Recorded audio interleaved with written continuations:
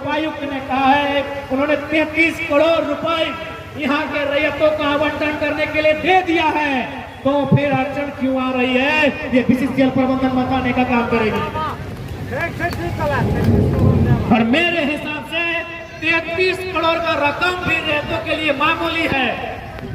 रैयत जिनकी जमीन में कोयला है, रैयत जो इस मिट्टी में कई हजार सालों से रहते हैं, जीते हैं, खाते हैं, कमाते हैं और इसी मिट्टी में मर के चले जाते हैं, उनके लिए आपने 33 करोड़ का जो आवंटन का घोषणा किया है, उस घोषणा को भी पूरा नहीं किया जा रहा है। तो कैसे नहीं माने कि लोकतांत्रिक भारत में, गांधी के, अंबेडकर के भारत में उनके विचारों की हत्या रोज की जा रही है? ये क्यों नहीं माने? इसलिए मैं इस मंच के माध्यम से, मीडिया के माध्यम से धनबाद जिला की उपायुक्त मैडम को भी कहना चाहूंगा कि ये उपायुक्त कार्यालय का आदेश है, ये उपायुक्त कार्यालय का भी आदेश है कि जहाजटाड़ में जिन रैयतों की जमीन पर कोयला खनन का काम किया जा रहा है, उन्हें मुआवजा की राशि आवंटित की जाए। लेकिन अभी तक ये राशि आवंटित क्यों नहीं हुई, ये सवाल का उत्तर आपको देना होगा। यदि अभी देते हैं तो ठीक है, नहीं तो अगले विधानसभा में आपको इस सवाल का उत्तर देना होगा कि अभी तक मुआवजा की राशि का आवंटन कैसे नहीं हुआ।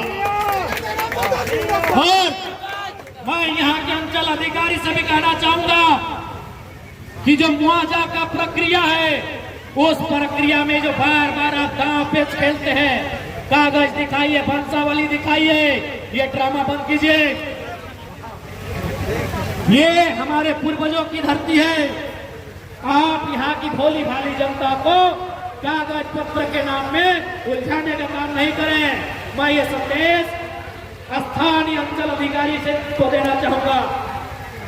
ये भूखे लोग हैं, आज सवाल निवालों का है। ये भूखे लोग, लाचार बेबस लोग हैं, जिनकी जमीन पर लाखों करोड़ों की कीमत का कोयला निकलकर पूरे देश दुनिया में चला गया, लेकिन आज ये लोग एक मामूली नौकरी के लिए आंदोलन करने के लिए बाध्य हो जाते हैं, एक मामूली रकम की सड़क को बनवाने के लिए आंदोलन करने के लिए बाध्य हो जाते हैं। मामूली विषयों के लिए, मामूली मुद्दों के लिए यहाँ के लोग धरनों में बैठने के लिए बाध्य हो जाते हैं।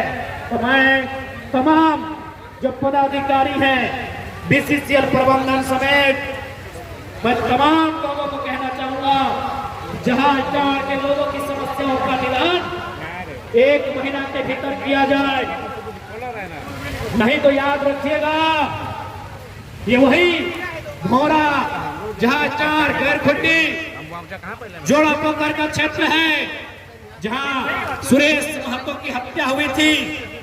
उस हत्या को आज भी जब झारखंड के लोग, विशेषकर कोयलांचल के लोग याद करते हैं, उनके शरीर के बदन में जो रोंवे हैं, जो रोंगटे हैं, खड़े हो जाते हैं।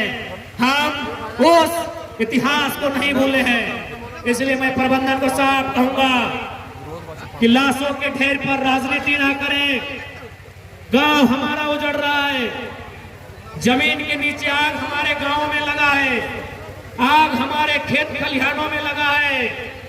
तो यहां से जो कोयला निकलेगा और उस कोयले से जो राजस्व होगा, उस कोयले से कंपनी को जो मुनाफा होगा और उसका जो नियम होता है सीएसआर में, उस सारे नियम का अनुपालन करते हुए उन पैसों का खर्च आपको इन क्षेत्र के डेवलपमेंट के लिए करना होगा। नहीं तो इस बार आपको विधानसभा से लेकर देश की राज्यसभा और लोकसभा में भी घसीटने का काम करेंगे। इस बात को आप मत भूलिए। और बिल्कुल अगर 1% भी आज संविधान की ताकतें इस देश में चल रही हैं, तो आज जोड़ा पकड़ के लोग अपने हक को, अपने अधिकार को आपके जबड़ों से छीन कर भी लेना जानते हैं। इस बात को याद रखिएगा। मैं जोड़ा पकड़ के तमाम इस क्षेत्र के आसपास के तमाम नौजवानों से कहूंगा, बीसीसीएल को एक अल्टीमेट दिया जाए। ऐसे तो हमने कई दशकों से उन्हें अल्टीमेट देने का काम किया है। एक अल्टीमेट दिया जाए, यदि उस अल्टीमेट में हमारी जो मांगे हैं और उनमें जिनकी प्राथमिकता है, जो प्रायोरिटी के आधार पर पहले नंबर पर आएंगे, दूसरे तीसरे नंबर पर आएंगे, उन मांगों को अगर पूरा नहीं किया जाता है तो आवश्यकता है इस बार एक भी ढेला कोयला का धनबाद डिस्ट्रिक्ट से बाहर नहीं जाएगा। अरे धनबाद डिस्ट्रिक्ट तो दूर की बात है, जोड़ा पत्थर की धरती से एक भी ढेला कोयला बाहर नहीं जाना चाहिए। बहुत एक दिन सबको आएगी, हमें